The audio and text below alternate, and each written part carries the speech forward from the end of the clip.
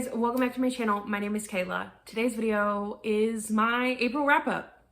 And yeah, so I don't want to go over all the books I read in April. So I'm going to show you guys my stats for the month. Then I'm going to give you my top 5 books of the month and my 2 most disappointing books for the month. So to get into it, my stats are, I'm going to post pictures here of my stats, but the first thing is I read 20 books in the month of April. That's a lot. That's a lot. And I'm thanking audiobooks for this. But the picture that you're gonna see here is my moods. I'm looking at it on my iPad. My top 3 moods of types of books that I read was dark, mysterious, and emotional. So dark, creepy, spooky, and sad.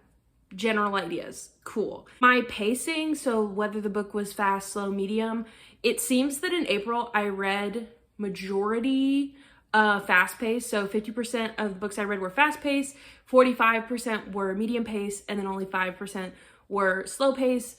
I find that that is generally normal for me. Medium and fast will flip-flop on which one is the highest, and slow-paced will always be the lowest. Slow-paced books don't get me. At page number, 55% of the books I read were between 300 and 499 pages. 40% was less than 300 pages, and then again 5% was over 500 pages. So my big books was small. That was something that I secretly wanted to do this year, was read more bigger books. I'm getting there. We're slowly getting there. Maybe one day I'll read a lot of big books at one time. My fiction and nonfiction kind of breakdown is pretty normal for me. 95% of the books that I read in the month of April were fiction, and only 5% of them were nonfiction. Now, my genre breakdown, I tried so hard and almost did it until the very end, but I tried so hard to make romance not my top read genre. I found after looking at it the last couple months that romance is usually astronomically higher in the genre that I read than any other one, and I really tried to make an effort to not read as much romance, or not as many comparatively to other genres. But for this, you can see my top couple genres were romance was high, mystery and contemporary were my second highest, thriller was in 4th or 3rd, and historical. So those were my top couple genres.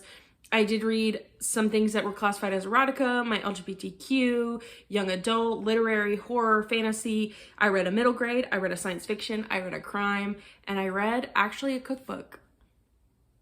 That was a great time. My format, so it's a little skewed, but for this it says 75% of the things I read were digital and 25 were print.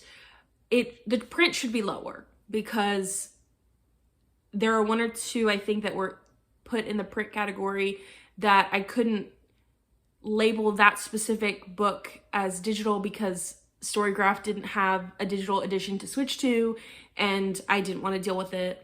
But generally this is correct. Now, my star ratings. My average star rating for the month of April was a 3.81. I feel like generally that's kind of normal for me. I had 2 2 stars, a 1 2.5, 2 3 stars, 4 3.5s, 3 4 star, 1 that I rated 4.25. I never really do 0.25, so I don't remember why I put that one, but whatever. 3 4.5 star, and then I had 4 5 stars. So I was very highs and lows, mixing it up in the month of April. And then here's my page breakdown. I generally read the same kind of amount of pages every month. You can see where I didn't read a whole lot, or there was one day that I guess, finished like a bunch of books in one day. That's usually what happens. I'll read like a little bit, and then there's just one day in the month that I just knock out everything that I'm in the middle of. But I pretty much read every day. I don't remember why I didn't read on the 2nd of April, but that was the only day that didn't have any kind of page numbers read. So this is pretty good. That was my stats. I had a great time. So now I'm going to talk about the 5 top books I read in the month of April. These are not in like, I loved it the most, I didn't like it the most, even though it is in the top 5. They're just, I'm saying them in the order that I read them. So the first one I'm going to say is the first one that I added to this list that I did read in the month of April. So the first one I want to talk about is The Casanova by T.L. Swan. This is the 3rd book in the Miles High Club. Each one of these books follows a different Miles brother. There are 4 of them, so hopefully the 4th book will come out eventually. But this one is about one of the brothers. This brother is Elliot, and he is kind of in charge of the England business office of this company that is primarily ran in New York. And Kate, the main girl in this, is the IT manager, and it's a romance. So Kate and Elliot get together. There's reasons why they can't get together, or they hate each other, or there's just a lot happening. And if you like romance and you like spicy romance, I highly recommend this. This was a 5-star read for me. It was not my favorite of the series. My favorite in the series is the 2nd book, which is Tristan. So if you don't read companions in order, I say Tristan's book is the best. But I love all of these books. I love all of the brothers, and I cannot wait for Christopher's book. Christopher is our last brother we're waiting on, and I need to know what Christopher does. I think there was a cover reveal recently of Tristan's book, but I don't know when it's coming out, or it's coming out in November. My brain says November, but honestly, I really don't know. Then my next book in my top 5 is Hook, Line, and Sinker by Tessa Bailey. This is the 2nd book in the Bellinger sister duology, and this follows Hannah and Fox. So we got to meet Hannah and Fox in the last book, but Hannah works in like the film industry in LA. She convinces her director to set the short film that they're working on in the town that was in the 1st book, and this little fishing town. And so she goes back, and she has to stay with Fox because there's not a room in her sister's house to stay. So her and Fox have to stay together. And Fox is just this like bad boy who is secretly obsessed with Hannah. And there's music. Hannah's learning her new craft. She's learning to try to make her way up in the business, but also just loves this town and misses her sister, and is trying to figure out her life and how this town connects to her. So I love this series. It is beautiful. It is so good. I don't know if I prefer this one to the 1st book or not, but I do prefer Fox over Brendan. So maybe I do prefer this book. It's good anyway. I think you should read both of them. So the next book that I want to talk about is The Chalk Man by CJ Tudor. And this is a mystery thriller book, and it goes dual timeline. So one of the timelines is 1986, and Eddie is a young boy, and him and his friends are just trying to live their young kid life, and they make chalk figures to kind of be like, okay, this color is me. I'm gonna make a chalk drawing on your driveway. You know it's me. This is where I want to meet type thing. And some stuff happens in the town. There's a new teacher in the town that kind of comes around, and then a murder. And so the other timeline is present day, and Eddie is a grown adult still living in the town. Who they thought the Chalk Man was, or the secret behind the Chalk Man, or the conspiracy behind the Chalk Man has come back. And so we follow Eddie trying to figure that out, the different people in Eddie's lives, things from the past are coming back. And this sat at a 4.5 the entire book. And then the last 2 chapters just blew me away. And so I had to give this 5 stars. I have read The Burning Girls by CJ Tudor and I really enjoyed it, but I think I prefer this one. And then all of CJ Tudor's other books I actually have on audio on my Libby ready to go. So you might see those in my May wrap up. Okay, so the next book I want to talk about is The Lucky Ones by Tiffany Reese. This is a mystery thriller also, but Tiffany Reese predominantly writes erotic romance. So this is confusing. But this particular book is more generally mystery thriller. So this book is about a girl who used to be fostered by this doctor, and there are a couple other siblings who actually were able to be adopted by him, and she was not adopted by him. And after living there quite a few years, her aunt comes back and is like, hey, I'll just take care of her. She's like, we're related. And so she leaves the house.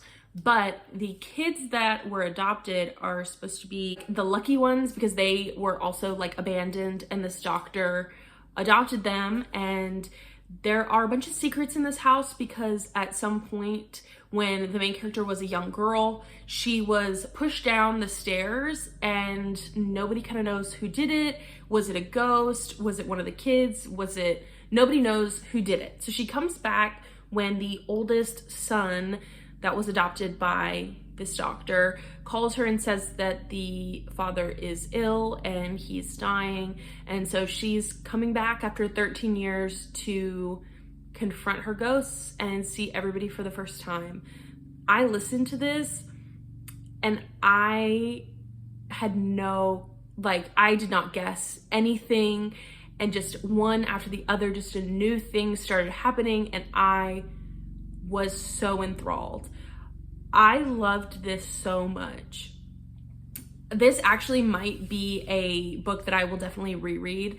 And I don't know, there are so many characters that I love and I feel like I shouldn't love them, or I should love them more than I already do. And it's just so hard to look at this in a way that is critical and like analyze it, because I just fell in love with everybody.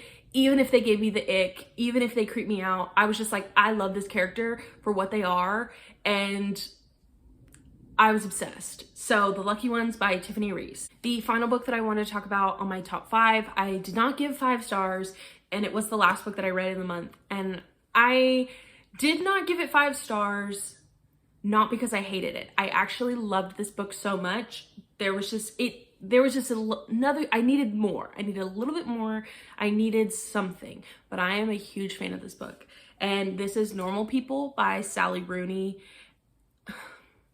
I'm so happy I read this. I'm so happy I listened to it. So in this, we follow Connell and Marianne, and they're just 2 polar opposite kids.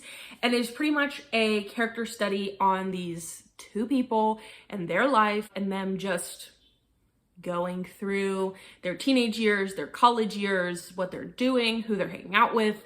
They kind of fall in love, but they don't, but they do, but they don't. It's just, when you read this book, and I highly recommend listening to it, but when you read this book, you have to take it and just let it consume you.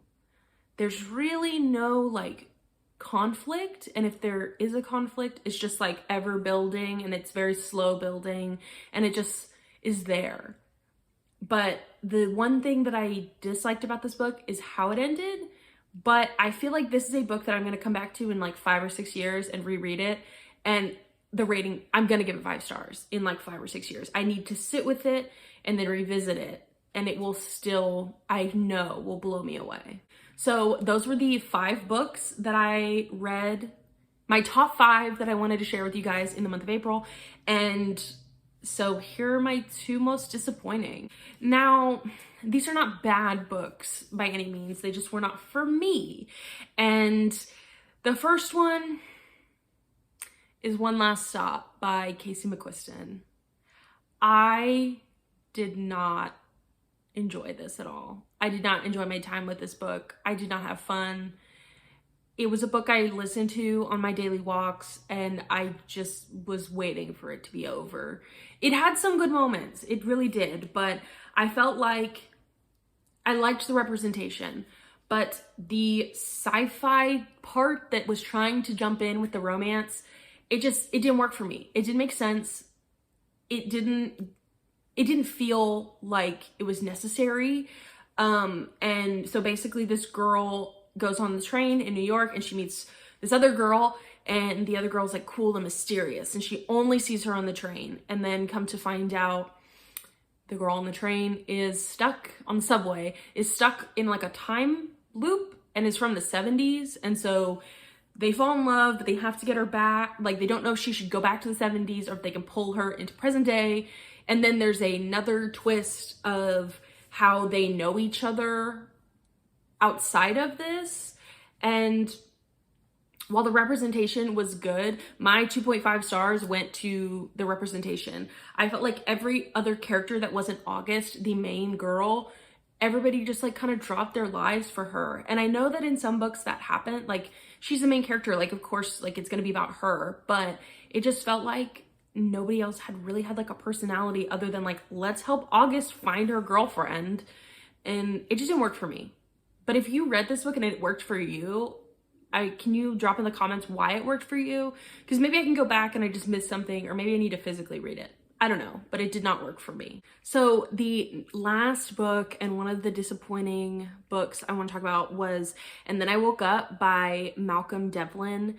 This is a horror novella that I actually read as an ARC, and I gave it 2 stars. This book is basically about, there is like a plague virus going on, and when you're affected, it affects your perception to perceive reality.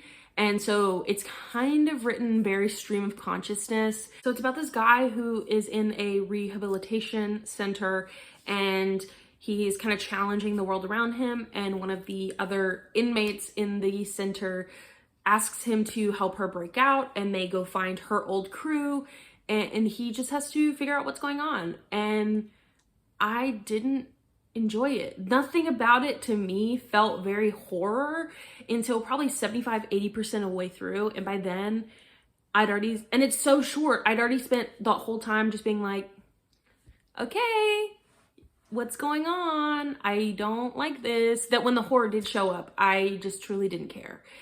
And it's supposed to be reminiscent of Mira Grant and Stephen Graham Jones. I love Mira Grant. I'm still deciding if I like Stephen Graham Jones, so maybe that's why it didn't hit for me. This is not about zombies, but in my personal opinion, I think you should just go watch 28 Days Later instead of this. Because when I was reading, all I wanted to do was stop and get my horror fix by watching 28 Days Later. So if you don't want to read this, but it kind of sounds interesting, just go watch 28 Days Later. It's very different, but 28 Days Later is better than this book. So you do what you need to do. That is everything. Those are my stats. Those are my top 5s. Those are my most disappointings. And if you want to see what other books I read in April, obviously my Goodreads link is down below. Come be friends with me. You can see the other books I didn't talk about that were neutral, not the best, but not the worst, and you'll see them there. So that's all I have, and thank you guys so much for watching, and like, comment, subscribe, do whatever you need to do to help me out on my channel, and I will talk to you guys in my next video. Bye!